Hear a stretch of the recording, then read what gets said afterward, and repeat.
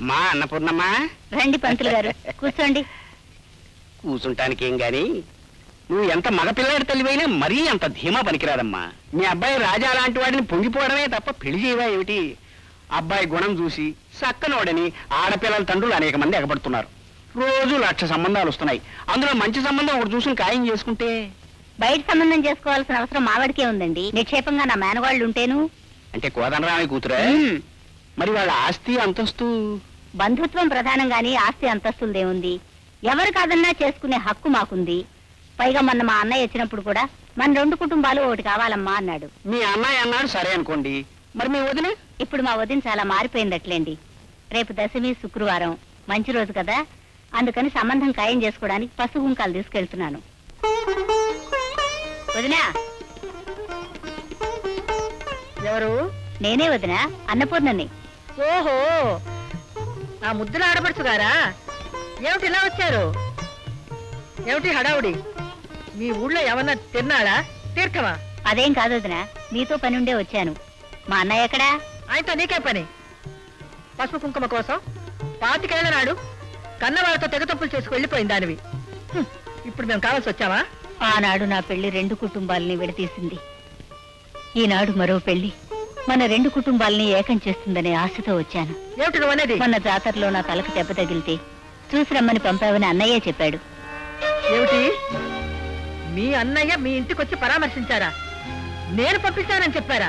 అవునదినా, కాలం గడిచి పాత కక్షలు మర్చిపోయి ఈ ఆడపడుచు మీద సానుభూతి చూపావని ఆ రోజే పొంగిపోయాను. ఎంతైనా ఆడపిల్లకు పుట్టింటి మీద మమకారం పోదు.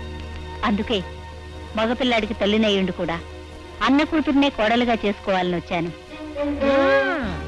పెద్ద ఆశతోనే వచ్చావు. ఆ మతిలేని మనిషి నా కళ్ళు గప్పి నీతో ఏదో 4 ఇచ్చపు కబుర్లు చెప్తే అది నమ్మి బియ్యపురాలన్న హోదాతో పసుపు కుంకుమలతో వచ్చావన్నమాట. సభాష్. మీ బతుకులు ఇంకా బురదగుంటలో ఉన్నా ఆశలు ఆకాశంలోనే ఉన్నాయి. ఎవరా నీకు వదిన? ఒక్క పూట గతి లేని వాడిని చేసుకుపోయినప్పుడే నీకు మాకు సంబంధం తెగిపోయింది. ఆ గతి లేని వాడికి పుట్టిన మరో మతి లేని వాడికి నా బిడ్డనిచ్చి చేయాల్సినంత కర్మ నాకే పట్టలేదు. అన్నయ్య మాటనం వచ్చినందుకు బాగా బుద్ధి చెప్పావు.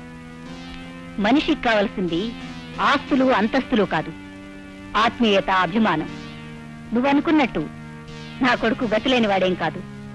ఏ చదువుకి తీసిపోని గుణం, ఏ మనిషితోనైనా ధీటుగా నిలబడగలిగే సంస్కారం ఉన్నవాడు వాడు. అటువంటి రాకుమారుడికి నా కూతుర్ని అడగడానికి ఎందుకు వచ్చావు?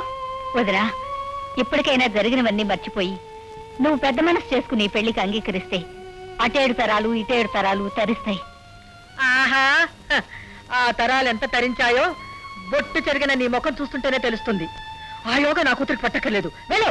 వదినా, రక్త సంబంధం చంపుకోలేకొచ్చినందుకు నా బ్రతుకును వెక్కిరించినా పర్వాలేదు. నా కొడుకును మాత్రం శపించకమ్మా. వాడు ఆయుష్మంతుడు, యోగ్యుడు. నీ యోగ్యత, నీ కొడుకు యోగ్యత నాకు తెలుసులేవే. నా కూతురు అష్టైశ్వర్యాల్లో పెరిగింది, బంగారు తూగుటిగాల్లో ఆడుకుంది. మట్టి పిసుక్కునే నీ కొడుకు నా కూతురు కాలు కొడుకు సరిపోడు. ఆఖరికి నా దగ్గర నౌకరీ చేయడానికి కూడా వారికి అర్హత లేదు. వెళ్ళు. ఓ, మీ గొప్పలు చెప్పుకోవడానికి నేనే దొరికానా? నా ఇల్లు దొరికిందా? వెళ్ళు. అలా చూస్తారా? వెళ్ళండి, అందరూ వెళ్ళండి. వెళ్ళలే. చూడు, నువ్వు కానీ నీ కొడుకు గాని ఎప్పుడూ నా గడప తొక్కడానికి వెళ్ళలేదు. ఓ